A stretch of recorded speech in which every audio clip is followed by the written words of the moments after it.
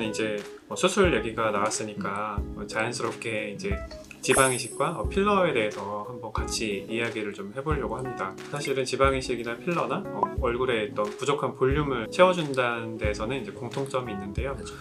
수술이냐 시술이냐 그 밖에 이제 여러 가지 과정면에서 좀 차이가 있을 수가 있거든요. 먼저 지방이식을 간단하게 말씀드리면 이제 뭐 복부나 허벅지 같은 부위에서 이제 지방을 뽑아서 얼굴에 이제 볼륨이 부족한 부위, 뭐 이마, 앞광대, 팔자, 뭐 눈밑, 턱끝, 볼 이런 데 이제 지방이식을 해주게 되거든요. 반면에 이제 필러는 이미 기존에 제품이 있기 때문에 그걸로 바로 이제 시술을 해주면 좋으니까 그런 차이가 좀 있거든요. 어떤 시술을 할 때는 지방이식이 좋고 어떤 경우에는 필러가 좋고 이런 게 좀 있을까요? 지방이식의 제가 생각하는 장점은 일단 많은 용량의 볼륨을 필요로 할 때 훨씬 경제적이에요. 선생님이 하는 어떤 스킬에 따라서 생착이 잘 된다면 유지 기간도 굉장히 길 수 있고 경우에 따라 정말 뭐 반영구적으로 오래가는 경우도 있잖아요. 그래서 두 번째는 아까 말씀드린 것처럼 필러는 피부에 너무 얇게 넣을 때 비쳐 보일 수 있는데 그런 특정 부위에서는 미세 자가지방이식을 하게 되면은 비침이 없이 해결이 되기 때문에 아주 뚜렷한 장점이라고 생각을 해요. 그게 저는 지방이식 가장 큰 장점인 것 같고, 필러는 아까 말씀드린 것처럼 이제 뭐 수정과 교정이 쉬운 거, 그리고 아예 길게 가는 것보다 이렇게 한 1, 2년 뒤에 흡수돼서 없어지는 걸 또 바라시는 분들도 많거든요. 내가 지금 뭐 30대의 나이 때 이런 변화를 줬던 게 40대에는 안 어울릴 수도 있다 이런 생각이 들 수 있기 때문에 그렇죠. 아까 말한 것처럼 그냥 한 1, 2년간은 메이크업 정도로 생각하시는 분들은 필러가 더 나을 수도 있겠다 생각이 해요.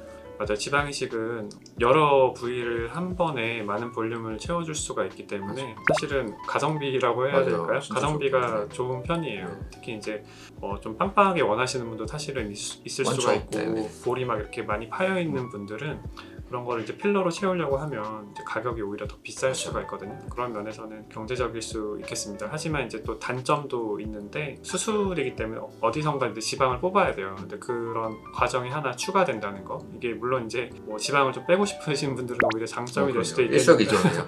있겠는데 어쨌든 어딘가에 수술 부위가 들어간다는 거랑 그 다음 처음에 이제 이게 생착률을 감안해서 조금 과교정을 해야 돼요. 그래서 처음에는 조금 붓기랑 해가지고 약간 좀 과해 보일 수가 있어요. 그래서 회복 기간이 필요하다는 거. 그러니까 그 최종 모양을 바로 확인하기가 좀 어렵다는 단점이 좀 있을 수가 있어요.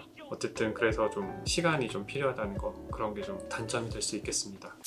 아까 부위별로 네. 이제 기간이 좀 다르다고 하셨잖아요. 네네. 저희도 사실은 생착률의 정도가 좀 다르거든요. 궁금했어요. 네, 네, 그래서 어떻게 달라요? 그러니까 앞광대 같은 경우는 생착률이 좀 낮다고 알려져 있어요. 앞광대랑 팔자도 마찬가지고 반면에 이마는 오히려 조금 더 높은 편이거든요. 턱끝 이런 부분은 볼 이런 부분은 앞광대보다 좀 낮고 이런 게 좀 차이가 좀 있어요.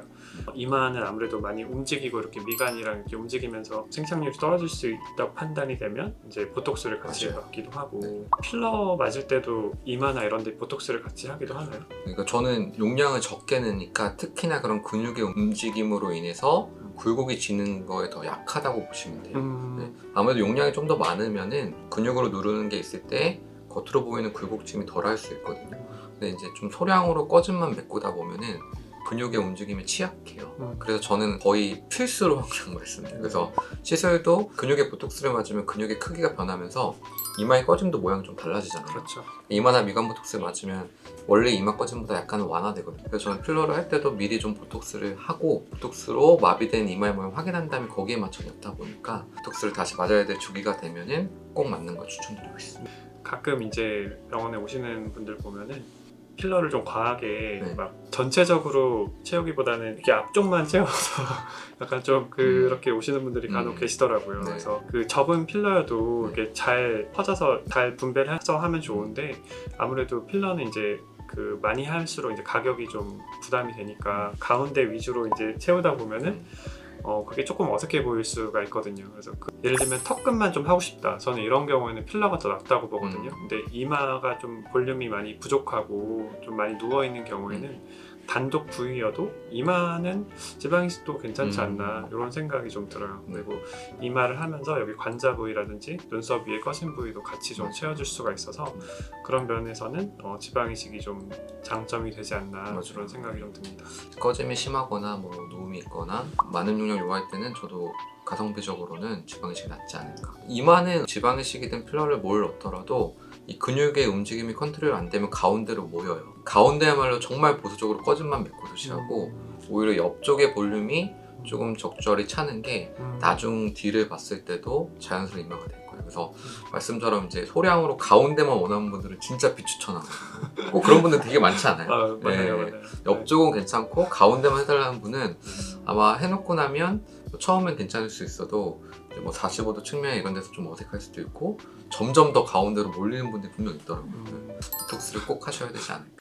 풀페이스, 그러니까 네. 이마, 앞광대, 팔자, 옆볼, 턱끝 이렇게 네. 해서 필러로 하면 전체적으로 채운다고 네. 하면 필러로 보통 몇 cc 정도? 제 생각에는 뭐 한 7, 8에서 많이 하면 10cc 정도 가지 않을까. 네. 제가 이제 보통 그런 정도 뭐 한 2cc, 뭐 2cc, 2cc 턱 뭐 이렇게 하면 한 뭐 7, 8, 9 뭐 이 정도일 것 같아요. 네. 정말 제가 봤을 때는 되게 자연스러운 스타일을 확실히 선호하시는 것 같아요. 이마에만 10cc. 맞아요. 네, 이마에만 치는 이마에만 15cc 했다는 분도 들었어요. 네. 그러니까 필러를 많이 맞고 자주 맞으면 이제 흘러내리거나 처질 수 있다는 그런 이야기가 있잖아요. 물론 지방이식도 그런 네. 얘기 많이 있긴 하지만 그거에 대해서 어떻게 생각하세요? 제가 봤을 때는 꼭 필러만의 문제는 아니고 정말 모든 볼륨을 넣는 그런 슬기들이 다 가질 수 있는 면이기도 하고 이제 지방이식 대비 필러는 그 필러의 어떤 단단함 정도가 다르잖아요. 필러 종류가 되게 부드러운 것도 있고 단단한 것도 있다 보니까 부드러운 걸로 많이 넣었다면 조금 더 그런 처짐에 취약할 것 같다는 생각은 들어요. 근데 일단 어쨌든 뭔가 볼륨을 넣었을 때 무게가 0이 아닌 이상은 중력의 영향은 무조건 받아요. 그게 1kg든 1g이든 필러 1cc가 저 1g인데 1g만큼의 중력은 당겨지거든요.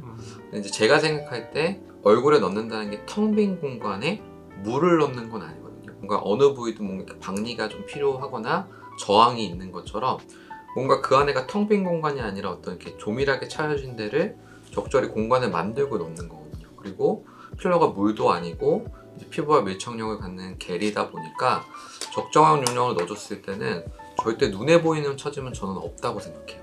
그래서 특정 부에 볼륨을 넣고 1년 뒤, 2년 뒤에 봤을 때 그 처진다면 제가 이렇게 자신 있게 못했을 것 같아요.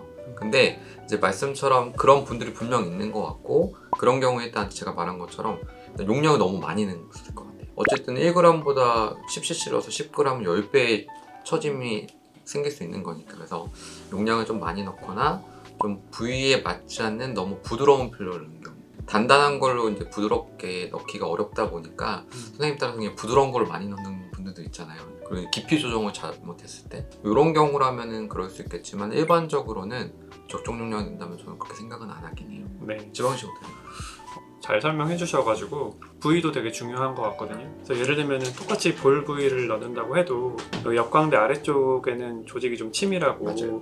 넣어도 이제 내려오는 그런 부분이 좀 적을 거라고 보거든요. 그런데 여기 아래쪽으로 있는 부분은 바로 처지기도 좋고 좀 이렇게 중력의 영향을 더 많이 받을 수밖에 없는 부위가 또 있어요. 그래서 그런 걸 좀 감안해서 넣어줘야 되고 얼굴에는 또 얼굴의 분액을 나눠주는 어떤 그런 경계들이 있어요. 사실은 아까 이제 눈물고랑 얘기를 했는데 그런 어떤 인대들이 얼굴에 그런 부액을 나눠주고 있거든요. 그래서 그 인대나 그 안쪽에 공간에 맞춰서 이거를 넣어줘야지 아무데나 넣으면은 처지기 쉽게 그런 용량이 추가될 수가 있어요. 그래서 그런 걸 항상 회박적인 그런 어떤 지식을 염두하에 두고 무조건 치수를 해야 돼요.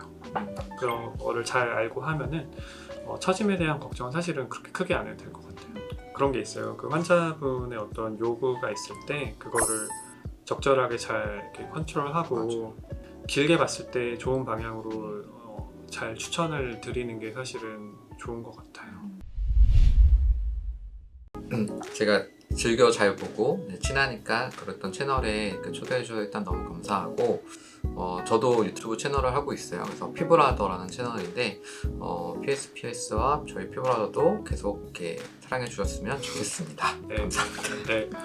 피부라더 채널은 저도 즐겨 보는데 왜냐면은 다른 피부과 관련된 채널보다도 더 되게 자세하게 설명을 해줘요. 그래서 같은 뭐 슈링크 설명이어도 훨씬 자세하고 되게 그 깊이가 있기 때문에 보시면 많은 도움이 될 것 같습니다.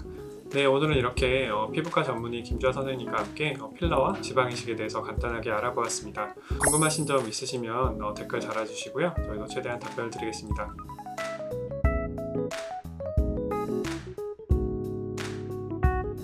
네.